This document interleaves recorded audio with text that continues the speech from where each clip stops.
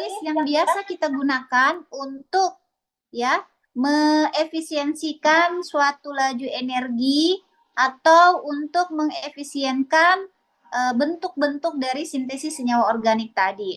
Jadi murni ya, ketika kita ingin mensintesis senyawa organik, maka sebagian besar itu membutuhkan katalis.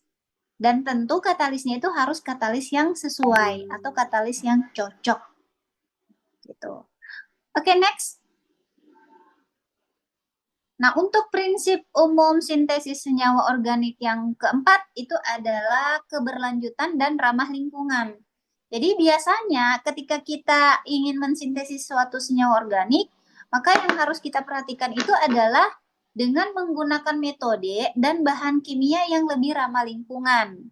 Ya, dengan kita menggunakan metode dan juga bahan kimia yang lebih ramah lingkungan, maka itu diharapkan akan menghindari penggunaan pelarut yang beracun.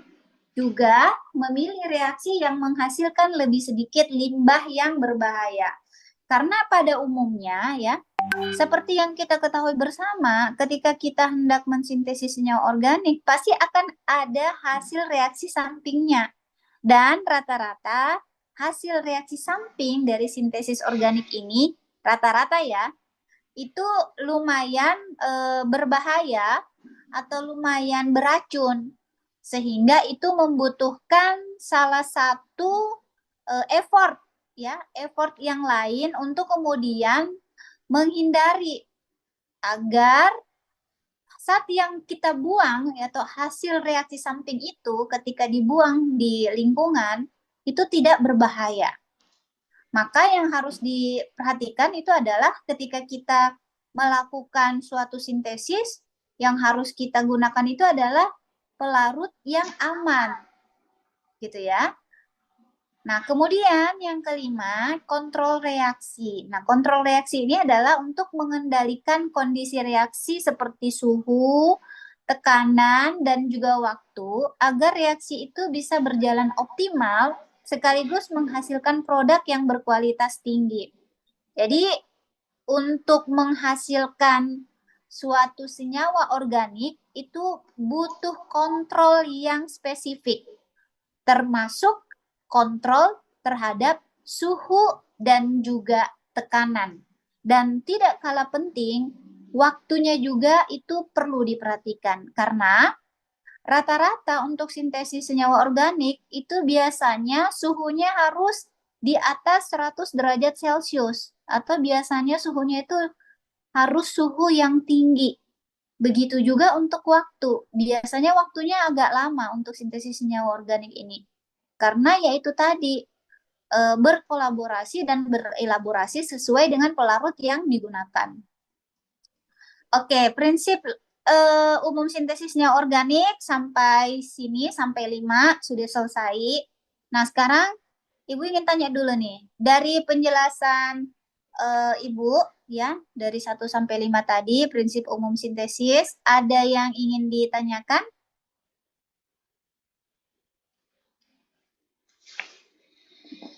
Ada yang ingin didiskusikan? Untuk yang selektivitas bentuk maksudnya gimana ya, Bu ya? Kalian udah ambil stereokimia belum? Mata kuliah stereokimia? Udah ambil mata kuliah stereokimia belum? Di pilihan untuk semester 3 ada mata kuliah stereokimia? Nggak ada, Bu. Adanya kimia organik. Oh, nanti di situ dipelajari ya tentang, coba tolong kembali di slide Ibu, Nak.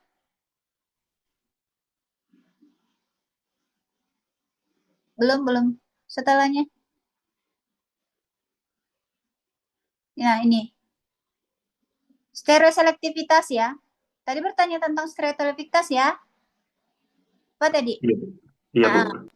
Jadi itu ya, ketika kita akan mensintesis itu perlu diperhatikan adalah bagaimana caranya kita bisa memilih ya, memilih dari bentuk atau isomer yang akan kita hasilkan. Misalnya nih, kita akan mensintesis senyawa, kalau Ibu biasanya sintesis senyawa anorganik. Biasanya Ibu akan mensintesis senyawa ditiokarbamat.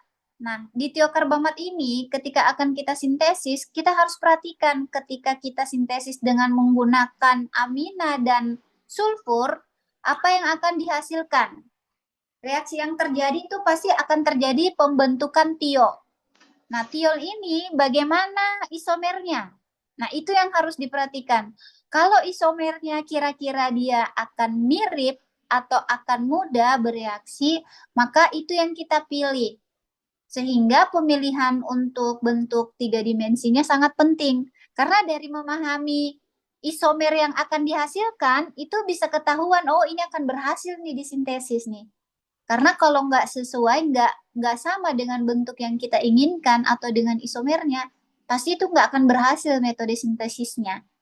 Nah, ya, sehingga ini penting nih untuk memahami. Jadi nanti kalian akan belajar nanti ya stereokimia. Stereokimia itu nanti kita akan belajar bagaimana bentuk-bentuk konformasi dari struktur senyawa itu akan mempengaruhi hasil reaksi. Gitu.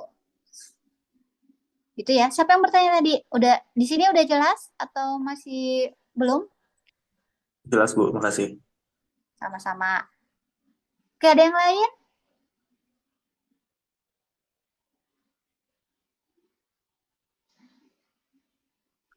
Kalau nggak ada, boleh lanjut. Oke. Ini adalah macam-macam ya, macam-macam reaksi. Yang pertama itu adalah substitusi nukleofilik atau penggantian atom atau gugus fungsional dengan nukleofil. Nah, macam-macam mekanisme reaksi yang terjadi itu ya biasanya substitusi nukleofilik SN1 dan juga SN2. Nah, untuk reaksi SN2 yang biasa kita kenal ya, biasa kita kenal dengan substitusi nukleofilik bimolekuler, itu contoh reaksi yang paling sederhana ya, yang Ibu tuliskan di slide itu adalah reaksi yang terjadi antara iodometana dan juga ion hidroksida. Nah, bagaimana reaksi yang terjadi? Nah, mekanismenya itu adalah nukleofil atau OH ya, itu akan menyerang karbon yang terikat pada iodin dari arah yang berlawanan. Nah, jadi bentuk serangannya itu ingat, bentuk serangannya itu pada arah yang berlawanan. Jadi nukleofil itu yang akan menyerang karbonnya ya. Jadi nukleofil menyerang karbon, kemudian akan terjadi transisi di mana melalui proses transisi ini itu akan terjadi transisi pentakoordinasi. Setelah terjadi transisi pentakoordinasi, maka yang selanjutnya terjadi iodinnya itu ya, iodin yang terikat pada karbon tadi itu kemudian akan keluar sebagai ion Hi-. Nah, jadi ion itu akan keluar ya. Nah, dari keluarnya iodin tadi, maka akan terbentuklah metanol. Metanolnya itu yang mana? Yaitu tadi yang mengikat OH, yaitu CH3OH. Nah, dari sini kelihatan bahwa reaksi SN2 itu adalah reaksi yang terjadi ya, satu langkah. Next, tolong next nak. Next slide-nya. Nah, jadi ini adalah salah satu cirinya ya, kalau untuk substitusi nukleofilik bimolekular, ciri khasnya itu adalah dia terjadi dalam satu langkah. Nah, selain dia terjadi di dalam satu langkah, mekanisme yang terjadi itu adalah mekanisme yang bersumber dari serangan dari arah belakang atau backside attack. Gitu ya. Nah, ciri khas selanjutnya itu akan menghasilkan inversi stereokimia. Jadi inversi stereokimianya itu adalah terjadi jika pada molekul chiral. Lalu ciri khas yang selanjutnya itu akan terjadi pada substrat primer atau sekunder dengan sedikit penghalang sterik. Jadi kalau penghalang steriknya sedikit, kemudian dia terjadi di dalam satu langkah, maka itu adalah secara otomatis substitusi nukleofilik bimolekuler atau SN1. Oke, next. Nah, untuk reaksi SN1, kita bisa lihat untuk substitusi nukleofilik unimolekuler. Jadi yang Ibu tuliskan di slide ini contohnya itu adalah hidrolisis yang terjadi pada tert-butil klorida. Jadi hidrolisis ini dia ya direaksikan itu dengan air. Nah, reaksi yang terjadi seperti di slide kita bisa lihat bersama. Nah, dari slide ini berdasarkan mekanisme yang terjadi itu yang pertama adalah pelarutan ikatan CCl untuk membentuk karbokation. Nah, jadi CCl ini ya itu di langkah pertama ya terjadi proses pelarutan ikatan CCl. Nanti setelah terjadi pelarutan ikatan CCl, maka itu akan membentuk karbokation. Nah, setelah itu, maka langkah yang kedua yang terjadi adalah nukleofil atau dalam hal ini air itu akan menyerang karbokation dan juga menghasilkan produk alkohol. Nah, sehingga ciri khas dari reaksi SN1 ini, next,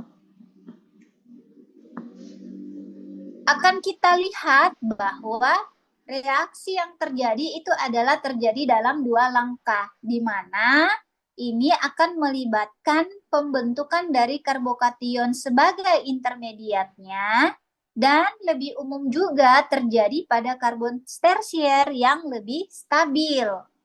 Nah, jika tidak ada inversi stereokimia, maka produk yang terbentuk itu dapat berupa campuran enantiomer jika molekulnya chiral. Seperti itu ya. Nah, jadi dari kedua ciri khas SN1 dan SN2 ini, maka bisa kelihatan bahwa masing-masing ciri mekanisme reaksi yang terjadi itu sangat mudah diamati, mudah kelihatan gitu. Kalau SN1 dia terjadi dalam dua langkah, dan SN2 dia terjadi dalam satu langkah. Next. Nah, ini masih masuk dari tipe reaksi ya dalam sintesis organik. Kalau tadi tipe reaksi yang pertama kita membahas tentang SN1 dan SN2, maka di tipe reaksi yang kedua itu kita membahas tentang eliminasi. Nah, contohnya ya, reaksi eliminasi ini Ibu memberikan contoh pada bromoetana. Kalau untuk reaksinya, itu bromoetana kita reaksikan dengan basa kuat, contohnya itu seperti kalium hidroksida, maka akan menghasilkan etena. Selain dia menghasilkan etena, produk yang dihasilkan lagi yang lainnya itu adalah air dan ion bromida. Nah, seperti yang kita bisa lihat bersama di slide, itu ada mekanisme yang terjadi ya. Yang pertama, itu basa kuatnya ya, dalam hal ini KOH-nya akan menarik proton ya dari atom karbon yang berdekatan dengan atom karbon yang terikat pada bromin. Jadi ada atom karbon yang terikat pada bromin, itu kemudian akan ditarik ya, akan ditarik oleh basa kuat. Nah, pada saat yang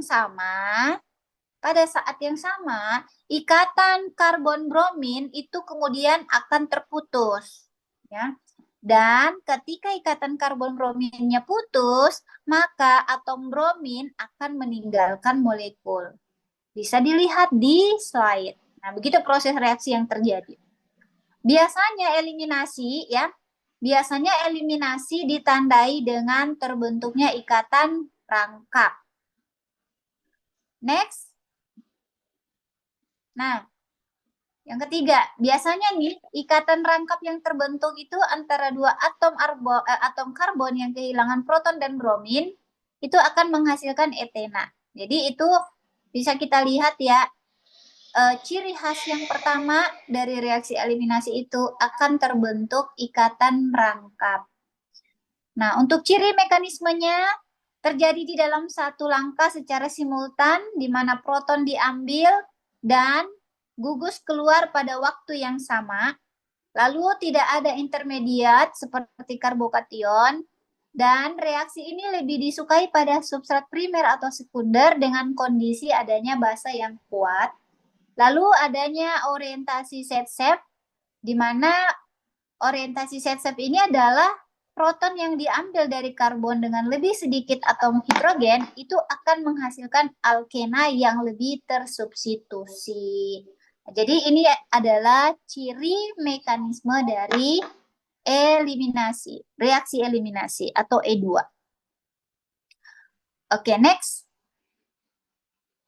Nah, kemudian tipe reaksi dalam sintesis organik yang ketiga itu adalah reaksi adisi. Nah, kalau reaksi adisi ini adalah reaksi yang terjadi dengan menambahkan atom atau gugus fungsional pada ikatan rangkap. Contohnya ini pada alkil bromida. Nah, ini kita lihat ya, bagaimana terbentuk alkil bromida tadi.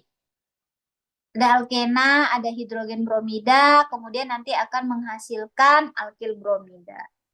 Oke, next. Nah, kemudian ada tipe reaksi yang keempat, yaitu reaksi peroksidasi dan reduksi. Di mana reaksi peroksidasi dan reduksi ini adalah reaksi yang terjadi antar transfer elektron untuk mengubah tingkat oksidasi suatu senyawa. Nah, di sini di slide Ibu menuliskan ya beberapa mekanisme reaksi redox, yaitu antara ZnNO3 itu dia bertindak sebagai oksidator.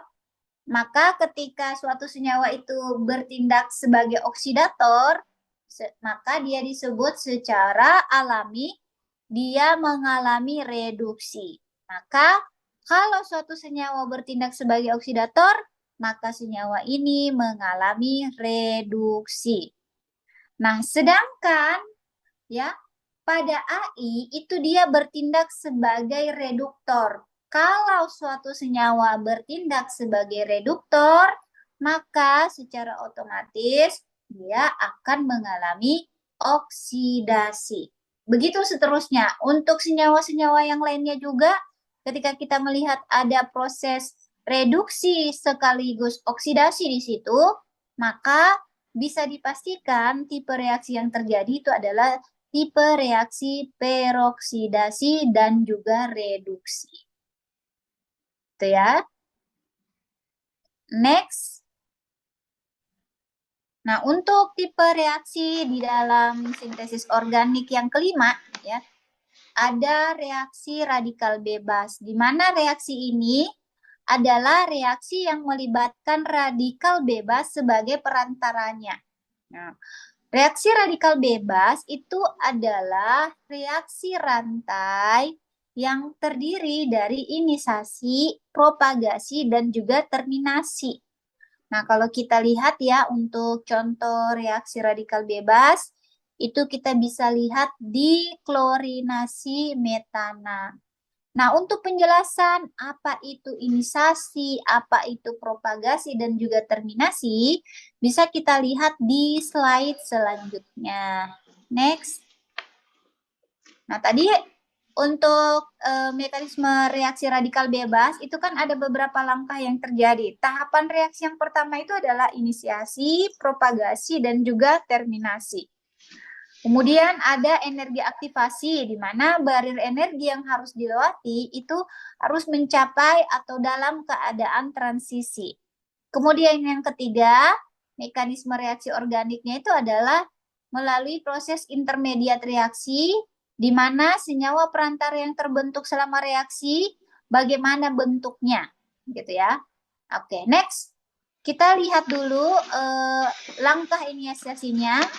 Nah, untuk langkah inisiasi, ini adalah tahap pertama dalam reaksi radikal bebas, di mana ikatan kimia terputus untuk menghasilkan radikal bebas.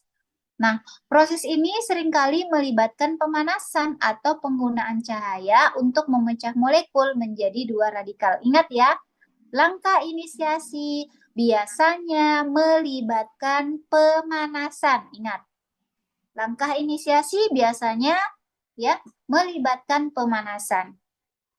Nah, seperti apa contohnya? Nah, contohnya itu dalam reaksi klorinasi metana. Kemudian ada molekul klorin itu terurai menjadi 2 radikal klorin melalui proses pemutusan homolitik.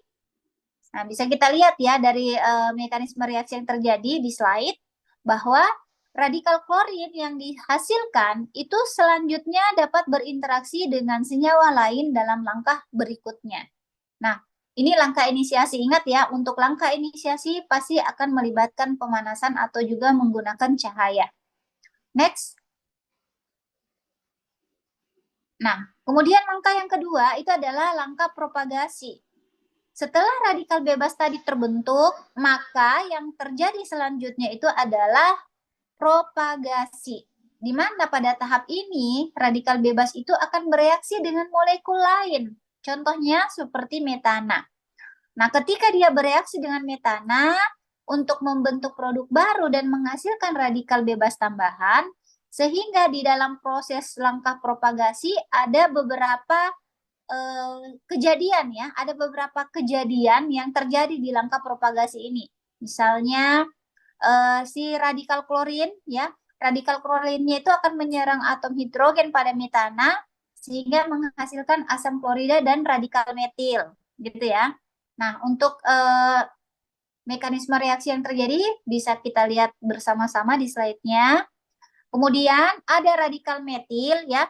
CH3 ini kemudian dapat bereaksi dengan molekul klorin lainnya untuk menghasilkan produk akhir, yaitu metil klorida. Nah, setelah dia menghasilkan metil klorida atau CH3Cl, itu akan kembali menghasilkan radikal klorin. Jadi CH3 direaksikan dengan Cl2 itu akan menghasilkan metil klorida dan juga sekaligus radikal klorin. Nah, proses dari langkah propagasi ini dapat berlanjut sehingga satu radikal klorin dapat memicu beberapa reaksi. Nah, ingat ya. Ingat untuk langkah propagasi ya, biasanya pada langkah propagasi dia itu akan membentuk radikal bebas tambahan. Itu ciri khasnya. Nah, next. Nah, kemudian selanjutnya kita lihat dulu langkah terminasi.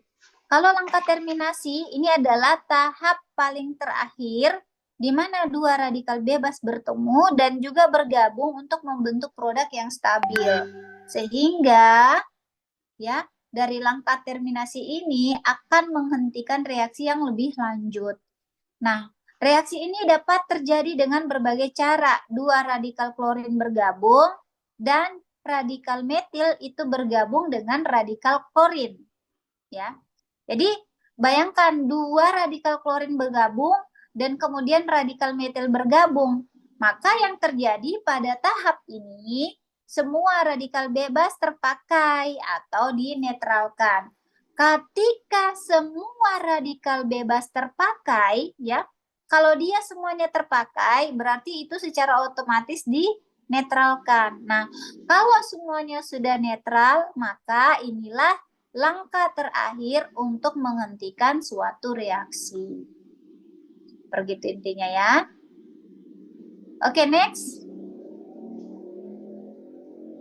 Nah, jadi untuk selanjutnya itu adalah kita menghadapi tantangan dalam sintesis organik ini. Karena biasanya yang menjadi tantangan dalam mensintesis senyawa organik itu adalah ketersediaan bahan baku.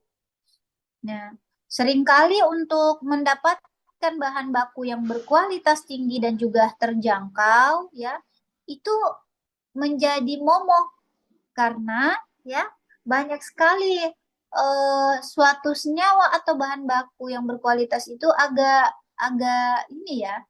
Ya, tahu lah ya kalau di Indonesia untuk membeli bahan-bahan yang berkualitas tinggi dan sekaligus terjangkau itu seperti pungguk merindukan bulan. Agak hektik juga gitu. Kalau ingin membeli bahan-bahan yang berkualitas, sudahlah harganya mahal, Dan kadang butuh waktu juga. Kalau kita pesan itu nggak bisa langsung ada, butuh waktu, harus inden berbulan-bulan. Nah, seperti yang kita ketahui kan banyak sekali ya mekanisme reaksi utamanya dalam mensintesis senyawa organik itu banyak membutuhkan bahan awal yang dimana bahan awalnya itu sulit untuk didapatkan. Kalau dia sulit didapatkan, belum lagi harganya yang mahal, maka inilah semua yang akan menjadi tantangan kita ke depan. Karena bahan baku yang mahal dan juga sulit diperoleh, inilah yang akan membatasi skala produksi dan juga biasanya akan meningkatkan biaya.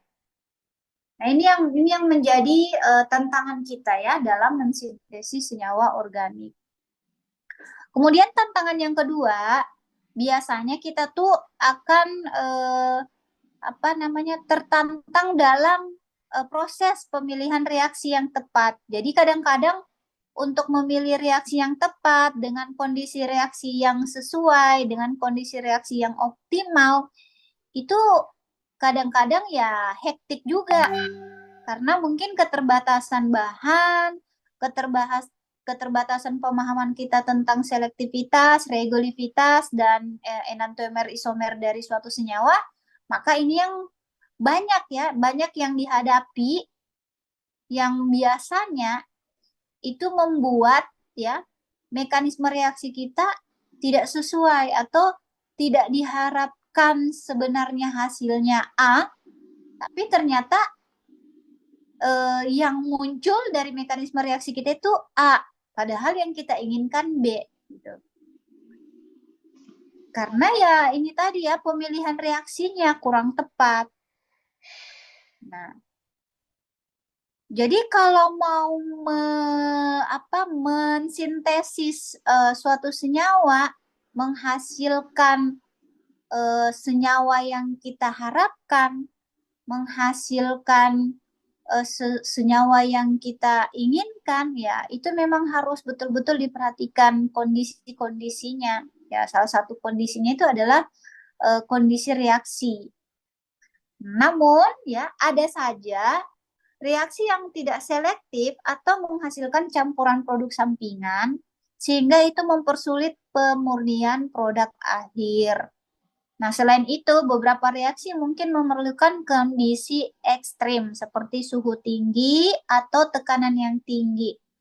Nah, jadi seperti yang kita ketahui bersama, kalau suatu senyawa, ya, dia itu direaksikan dengan suhu tinggi, dengan tekanan yang tinggi, ya pasti hasilnya juga akan mengalami berbagai macam berbagai macam reaksi samping, dan itu akan memberikan kita kondisi untuk mencari bagaimana caranya biar produk hasil akhir yang kita inginkan itu betul-betul stabil, betul-betul murni. Nah, ini perlu diperhatikan juga nih untuk pemilihan reaksi dan kondisi-kondisi tertentu. Nah, untuk yang tantangan yang ketiga itu adalah pengelolaan limbah.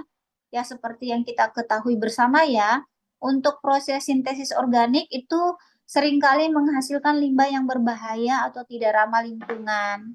Sehingga pengelolaan limbah ini menjadi tantangan yang besar terutama dalam konteks regulasi lingkungan. Jadi kadang-kadang kita tuh kalau mensintesis suatu senyawa organik, pasti akan ada hasil akhirnya ya, atau hasil sampingnya. Nah, biasanya itu ada limbahnya.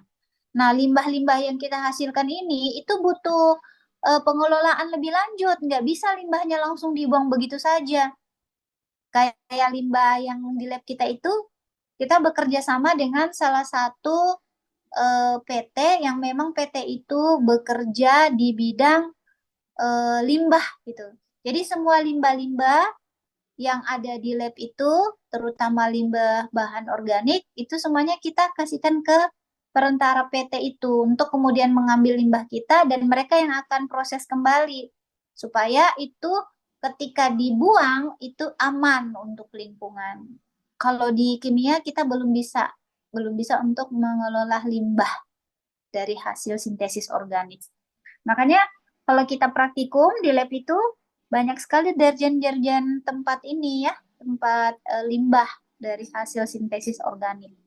Nah, itu nanti akan diolah oleh PT yang sudah ditunjuk. Oke, next.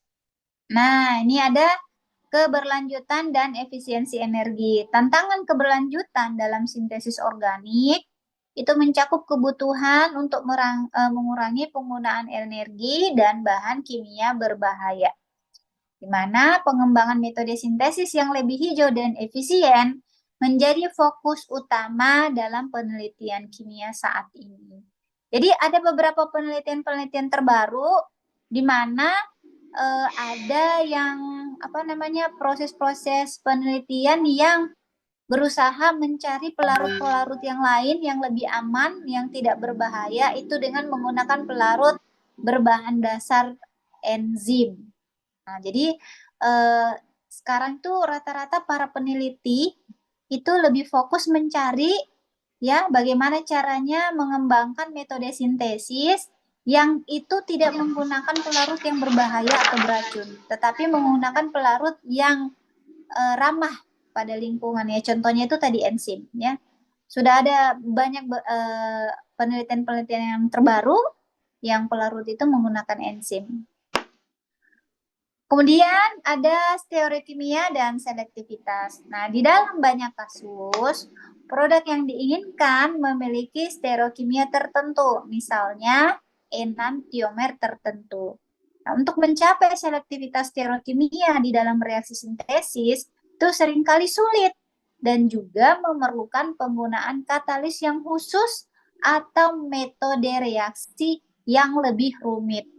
Jadi kita tuh ketika mau mensintesis senyawa organik, nggak boleh ujuk-ujuk, harus memperhatikan ya, harus memperhatikan bagaimana nanti stereokimianya, bagaimana selektivitasnya. Nanti kalian akan pelajari di stereokimia. Akan ada mata kuliah lanjutan mengenai stereokimia. Dan orang yang bergerak di bidang organik harus paham tentang ini. Karena ya kalau nggak paham tentang stereokimia, ya itu akan akan menjadikan kita sulit untuk menentukan metode reaksi seperti itu. Makanya banyak orang yang ketika melakukan penelitian di bidang organik itu sering mengulang karena pelarut yang digunakan tidak cocok, atau cara untuk merekristalisasi dari sampel yang dihasilkan pelarutnya nggak cocok, maka itu yang kemudian menjadi beberapa halangan ya ketika kita bekerja dengan senyawa organik. Nah, kemudian yang keenam itu adalah biaya dan waktu. Secara keseluruhan ya, biaya dari proses sintesis termasuk waktu yang diperlukan untuk penelitian dan pengembangan itu seringkali menjadi penghalang bagi inovasi. Proses yang lebih panjang dan mahal dapat mengurangi daya saing produk di pasar. Nah, ini yang perlu kita perhatikan ketika kita ingin mensintesis, karena ketika kita bekerja dengan senyawa organik itu rata-rata memang memiliki waktu yang cukup panjang dan juga biaya yang cukup mahal. Nah, ini yang perlu kita perhatikan. Apa yang harus kita lakukan ya untuk kemudian melakukan penelitian di bidang organik, tidak perlu biaya yang mahal dan juga waktu yang cukup lama. Nah, ini yang harus kita perhatikan. Oke, next. Nah, untuk arah penelitian masa depan, yaitu sintesis yang berbasis bioteknologi, di mana penggunaan enzim untuk sintesis lebih selektif dan efisien. Ini tadi Ibu sudah singgung sedikit. Kemudian nanoteknologi di dalam sintesis organik, di mana penggunaan nanopartikel itu sebagai katalis. Jadi katalis itu ada macam-macam ya, bisa menggunakan beberapa enzim, bisa juga menggunakan beberapa katalis yang dia itu bersifat sebagai nanopartikel. Dan juga dalam kimia hijau, ya, kimia hijau itu adalah inovasi dalam metode ramah lingkungan untuk sintesis senyawa organik. Nah, ini adalah arah penelitian di masa depan. Jadi, kalian tuh yang masih semester 3, dari sini ya, udah mulai merancang, mencari-cari ide-ide penelitian. Yang lagi heboh saat ini penelitian tentang apa? Saat ini kan penelitian yang lagi heboh itu tentang nano, gitu ya. Kalau kemarin Ibu juga baru-baru mengerjakan nanopartikel dari silver, yang nanopartikel itu Ibu sintesis ya dengan menggunakan metode solvothermal, tentu dengan menggunakan suhu dan tekanan yang tinggi, dan hasil dari nanopartikel yang Ibu dapatkan itu kemudian diaplikasikan sebagai antibakteri. Nah, itu Ibu sudah keluarkan jurnal juga tentang nanopartikelnya. Oke, lanjut, habis? Oke, terima kasih. Nah, dari pemaparan materi yang Ibu sampaikan, ada yang mau didiskusikan? Monggo kita bisa sharing. Ada yang mau didiskusikan atau mau ditanyakan? Silahkan. Nanti rencananya kalian nih mau penelitian di bidang apa rencananya?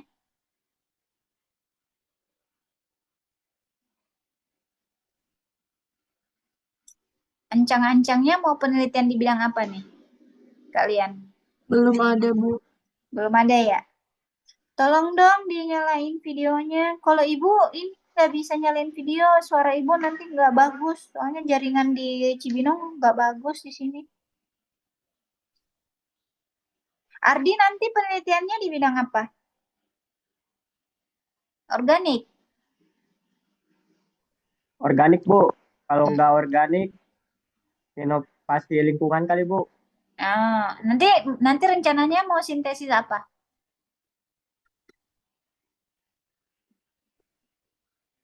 Paling ini aja, Bu. Metabolis sekunder, Bu. Oh iya, metabolit sekunder ya. Metabolit sekunder dari mana? Flavonoid apa? Belum tahu, Bu. Belum baca-baca, Bu. Oke, nanti coba-coba tuh dicari tahu.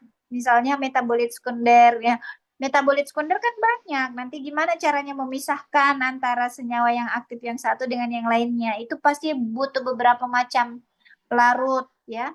Dan metode sintesis yang penting itu adalah coba perhatikan ya pelarut-pelarut yang kalian gunakan karena kadang-kadang kita terhambat di pelarut. Pelarutnya salah gitu. Sehingga nggak bisa menarik zat-zat aktif yang kita inginkan. Gitu. Baik, dari materi yang Ibu sampaikan tadi ada yang mau didiskusikan? Oh iya ya, ngomong-ngomong, pekan depan dari kelompok 1 sampai kelompok 10 siapa aja udah tahu kan nama-namanya? Sudah, Bu. Udah ya. Tolong diperhatikan ya, semuanya harus aktif. Semuanya harus ngomong. Dan minggu depan semua sudah harus siap karena kita nggak nunjuk bilang ini kelompok 1 duluan, besok kelompok 2. Enggak. Kita pakai metode spin. Jadi bisa saja nanti kelompok kalian yang keluar. Gitu ya. Nanti spinnya diperlihatkan ya. Nanti siapa yang undi spinnya diperlihatkan. Supaya Ibu bisa lihat juga.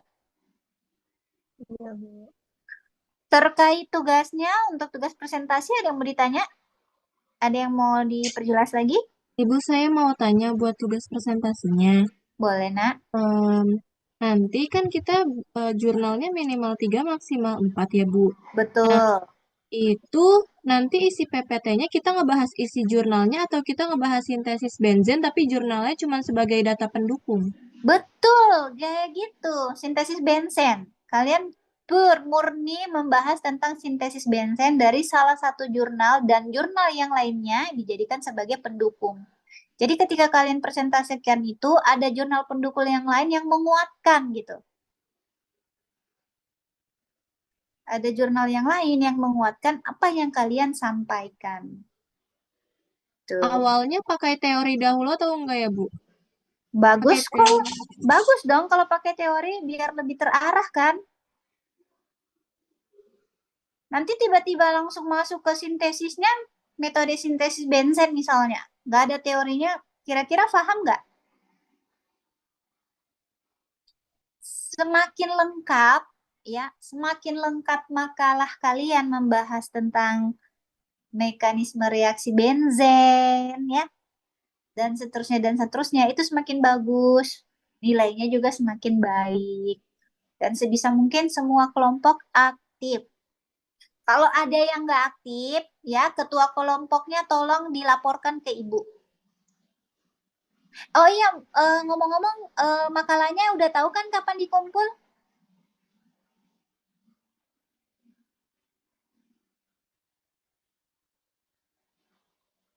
Makalahnya boleh dikumpul di akhir. Tapi PPT-nya harus dikumpulkan ya pada saat itu juga, pada saat kalian presentasi. Jangan lupa jurnalnya dimasukkan di dalam PPT-nya juga. Biar Ibu bisa langsung cek apakah emang benar jurnalnya ini emang benar Q1 atau Q2. Oke?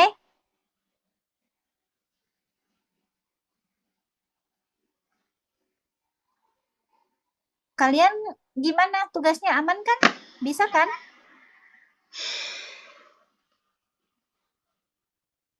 Insya Allah, Bu.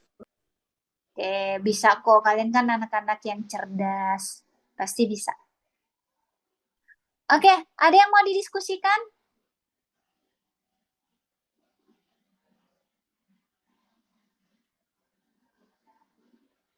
Ada yang mau ditanyakan? Sudah paham semua? Sudah, Bu. Sudah, Bu. Oke, kalau sudah paham, sudah ngerti, ya, tolong pekan depan pada saat presentasi semuanya harus siap, ya, dan setiap kelompok harus aktif. PPT-nya tolong dikirim ke Ibu, tapi makalahnya boleh dikirim nanti pada saat setelah selesai semuanya, mendekati ujian. Oke. Jadi udah nggak ada yang mau nanya lagi nih? Nggak ada yang mau diskusi? Materi Ibu jelas? Jelas, Bu. Jelas, Bu. Oke, alhamdulillah. Kalau sudah jelas dan nggak ada yang mau didiskusikan, kita selesaikan aja ya sampai sini ya. Kalau ada yang ingin ditanyakan, boleh langsung ke Ibu. Monggo silahkan ke WA aja ya. Kalau ada yang ingin ditanyakan terkait perkuliahan, tugas, dan lain-lain. Oke, selamat istirahat semuanya. Selamat bermalam minggu. Mohon maaf apabila dalam berjalannya proses perkuliahan ini Ibu ada salah. Selamat berakhir pekan, selamat beristirahat, dan salam untuk orang tua kalian. Mudah-mudahan tetap sehat ya. Oke deh, terima kasih. Ibu tutup ya. Assalamualaikum warahmatullahi wabarakatuh. Waalaikumsalam warahmatullahi wabarakatuh. Terima kasih, Bu. Terima kasih, Bu. Ya, semuanya. Ibu izin live.